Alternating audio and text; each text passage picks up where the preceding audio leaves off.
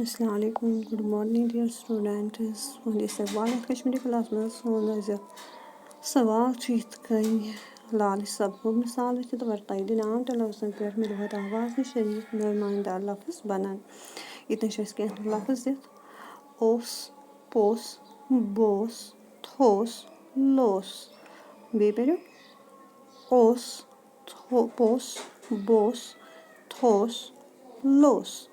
ठीक है, अत पे वावस पे मिलवित निशानी त्रावन तो नो लफ्ज़ बनाव अलिफ वाव अत पे मिलवित निशान बे सीन ओस।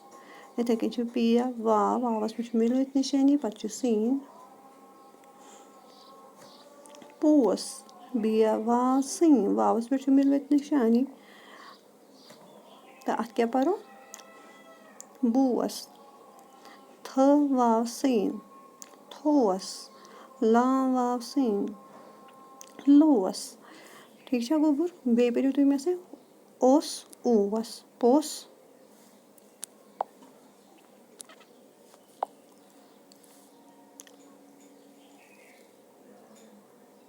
ओस ओस पोस पो ओस बोस बोस थोस थोस लोस लोस। ठीक है गोबर यह करो तुम कॉपी पे नोट डाउन तो इन करो प्रैक्टिस ते। ओके जी, अल्लाह हाफिज़।